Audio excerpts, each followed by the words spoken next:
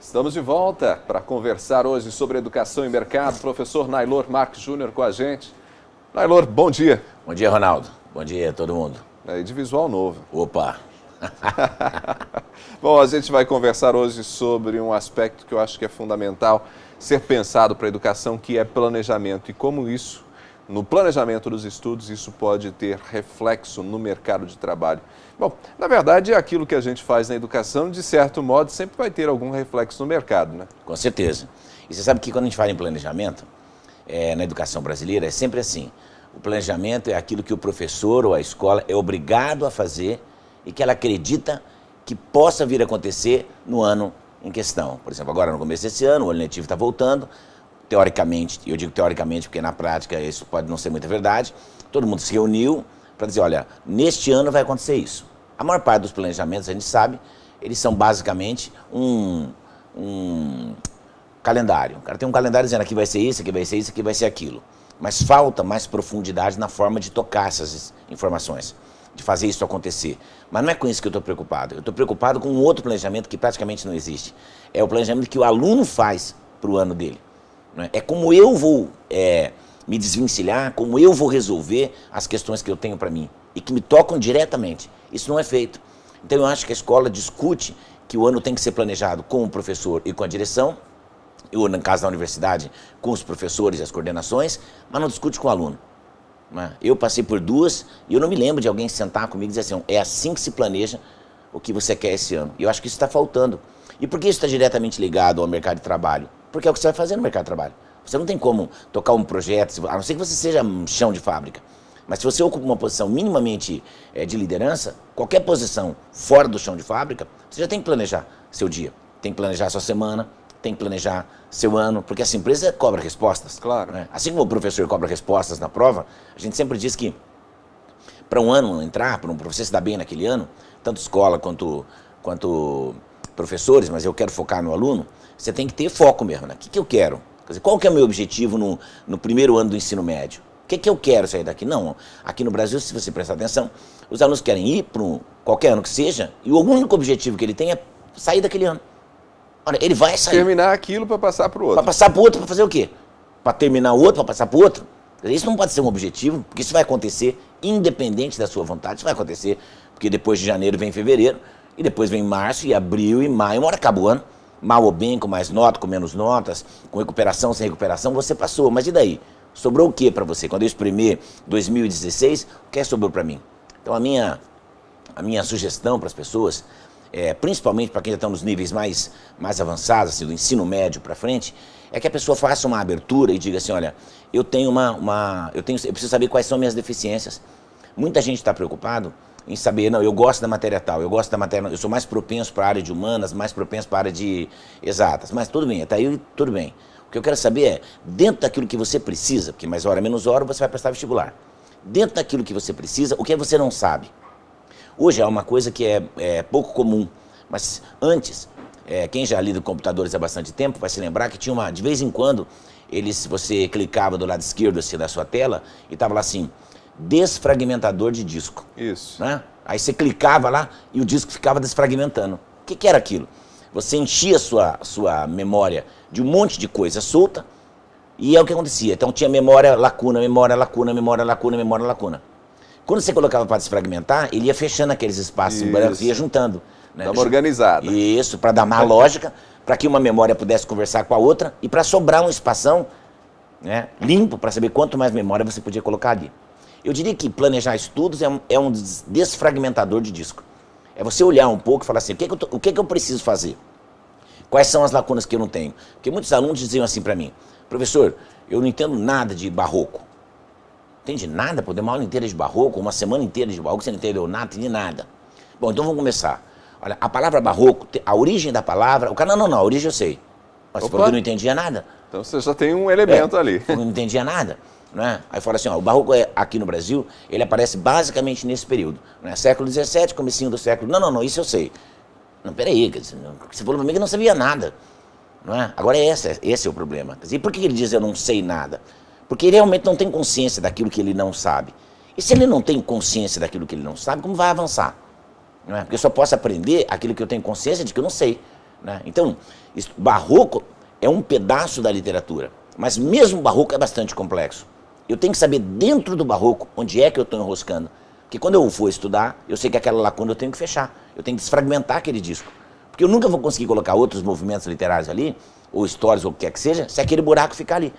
Porque pode ser que nesse momento não faça falta. Mas lá na frente, eu vou ter que acessar uma informação que eu não tenho aqui atrás. Ela tá, e às vezes, se você deixar seguir, que é o que acontece na educação, ele leva tantos buracos, porque quando ele para juntar os buracos, que é o que acontece aqui no Brasil nos cursinhos pré-vestibulares, que seria a transição, que não tem como você ser empurrado, do ensino médio para a universidade, o que acontece? É um poço, é um abismo de assombro. Então você vê uma pessoa ter feito 11 anos e não sabe quase nada de gramática. 11 anos e não sabe quase nada de língua portuguesa, de matemática, de tudo, que é o que vocês estavam falando numa reportagem hoje aqui. O aluno chega lá, que aluno chegou? Aí o que acontece? Um cursinho pré-vestibular vai ter que refazer, meio que no torniquete, os 11 anos de escola, e 12. É um torniquete. E é um torniquete mesmo, porque não tem saída, porque do lado de lá tem uma parede. Ele vai ter que aprender os códigos para atravessar essa parede. Então o que acontece? Ele vai desfragmentar, aí vai levar assim, no lugar dele ficar 6 meses no cursinho, ele vai ficar 1 ano, 2 anos, 3 anos, refazendo aquilo que ele devia ter feito lá atrás. Tem custo, isso. Quando a gente vai para o mercado de trabalho, o nome disso é retrabalho. E retrabalho também tem custo. E nem toda empresa está preparada para manter aquele funcionário trabalhando 1 ano, 2 anos, 3 anos, 4 anos para aprender alguma coisa que ele disse que sabia quando entrou ali. Então, por isso que eu acho o planejamento uma coisa importante. Nailor, mas esse planejamento, ele visa criar um hábito de estudo, hábito, né? Sim. Porque não adianta você planejar e também não criar o hábito, porque o estudo, ele implica diretamente em você ter um hábito de determinada hora do dia você dedicar àquilo, você Sim. tem que ter ali uma rotina para isso, né? Sabe, Ronaldo, quando eu fiz minha formação de coaching, uma coisa a gente aprendeu, isso ficou muito marcado em mim, eu uso bastante nos meus processos, quando eu faço coaching de carreira, eu sempre falo uma coisa. Uma das siglinhas, aquelas siglas americanas que nesses cursos americanos eles adoram fazer a gente ficar decorando sigla e que contém uma série de significados. Uma delas a gente brincava e chamava de teoria americana da fazenda, porque farm em inglês é fazenda e aquilo é uma sigla e é exatamente isso que você disse. F é foco. O que é que isso vale para todo mundo que está nos ouvindo aqui? F é foco. O que você quer? O que você quer com seus estudos? Estou estudando para quê? Ah, não, eu estou estudando, depois que eu me formar eu vejo. Isso não é foco. Isso não é foco. Depois que eu me formar eu vejo o quê? Ação. Não é? Eu sei que eu tenho de fazer isso e vou fazer. Porque o mundo não é movido pela ideia que a gente tem do mundo, mas pela ação, pela forma de atuação sobre o mundo. R é resultado. De tanto em tanto tempo você tem que ser checado para saber se aquilo que você aprendeu, aquilo que você atuou, realmente corresponde a um aglomerado de conhecimento. E por fim, M, que é a melhoria contínua. Ou seja, isso eu já aprendi, ótimo, então agora eu vou dar um passo adiante. Né? E isso é um círculo, não volta nunca mais. Então, por isso que F-A-R-M forma farm, não é? Foco, ação, resultado, melhoria contínua. Essa que é a ideia. A ideia da melhoria contínua é, eu aprendo sempre, mas eu aprendo um pouco de cada vez. Né? Só que sempre, essa é a lógica. Tem gente que acha que vai sair e vai ficar 20 horas estudando e em 2 semanas vai aprender tudo. Pode ser até que existam pessoas assim, mas a maior parte de nós não é. Vai demorar bastante tempo, é melhor menos tempo por dia, mas é a frequência que faz com que você ganhe aquele conhecimento. E no trabalho é exatamente a mesma coisa. Precisa, e me parece que o próprio mercado requer isso, cada vez mais autonomia, né? Com certeza. Por quê? Porque você imagina que a coisa mais... Hoje em dia nós estamos acabando, as empresas grandes estão acabando com aquela cadeia hierárquica enorme, porque está caro. Não é? Eu não tenho condição de colocar para cada empregado um chefe. Né? E nós chegamos a um ponto no Brasil que era assim, 2, 3, chão de fábrica, um supervisor. 2, 3, um supervisor. 2, 3, não dá. Né? Aí aquele supervisor mandando o sujeito fazer aquilo que ele foi pago para fazer. Não dá. Então o que está acontecendo? A base da pirâmide está sendo enxuta. Né? A pirâmide foi tirada uma fatia. Né? Então o que acontece? Eu tenho 3 ou 4 operadores trabalhando por 8 ou 9. Não é? Então se eu mantivesse o mesmo número de supervisores, já seria 1 para 9 e não 1 para 3. Só que acontece o seguinte, eles juntaram 2 funções distintas. E esse supervisor também tem que ser mais múltiplo. Não é? Então de modo que esse supervisor que fazia com 3, agora tem que fazer com 16. Tem que fazer com 18. Não é? E aí acima dele tinha um gerente, que gerenciava 10, 15 pessoas e que agora vai gerenciar 40 ou 50. E acima dele tinha um superintendente que estava acostumado a lidar com 200 pessoas e agora vai dar com 600. É assim, toda a cadeia de comando está sendo cortada. Então todo mundo tem que ter mais consciência de que tem que saber fazer mais coisas, tem que atuar em mais áreas, com muito mais segurança. Eu não posso ficar ensinando todo dia você a fazer aquilo que você é pago para fazer.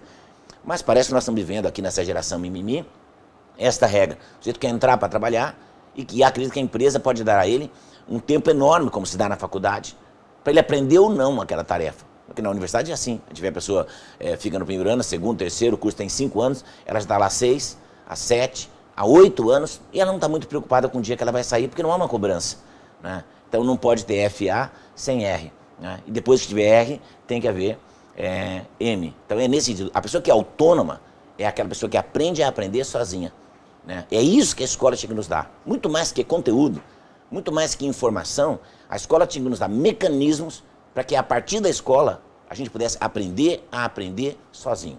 Eu acho que aprender a aprender sozinho é a grande sacada da universidade. A isso nós chamamos de estudante autônomo. É aquele que busca o professor de modo subsidiário, não é? O professor não é a fonte primeiro, não. O professor dá o caminho, dá o tom como maestro, e ele pega a partitura e o violino dele e sai tocando. Agora, se ele precisa que o maestro faça isso o tempo todo, aí é difícil, né? Na empresa, inclusive, né? E se na escola o professor não pode mandar o aluno embora, na empresa pode e manda.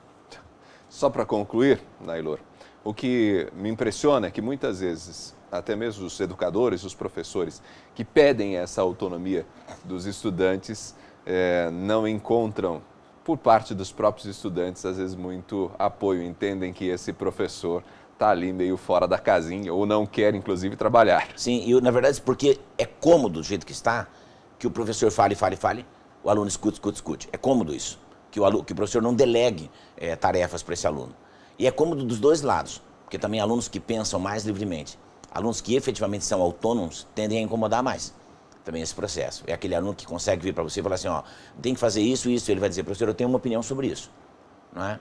Eu gostaria de saber se bababá. Pode ser que a opinião dele não seja a melhor do mundo, mas você vê que ele está começando a querer construir. E aí o professor tem que dizer, baseado em que veio essa sua opinião? Não para ele ter uma opinião, porque qualquer otário pode ter uma opinião. Mas a grande questão é baseado em quê? De onde você tirou essa ideia? Ó, eu estava lendo fulano de tal e tal. E aí você vai sabendo se ele é autônomo ou não. Se ele fez mesmo uma pesquisa para fundamentar aquela teoria, não é só a opinião de uma conversa que ele ouviu na casa da namorada. Não é? Eu acho que isso é que é a diferença. Agora, os professores têm que medir isso. Não é? Tem que medir a temperatura dessa conversa e tem que ir instruindo, para que em qualquer ambiente ele possa se dar bem numa discussão assim. Aí a gente vai saber que é uma pessoa que cresceu, que tanto sabe falar, dar a sua opinião, quanto ouvir a do professor. E seguir um caminho que é um pouco mais duro do que o caminho só do aluno. Não é? Nailor, valeu pela conversa. Muito obrigado. Nailor Marques Júnior conversou com a gente sobre educação e mercado.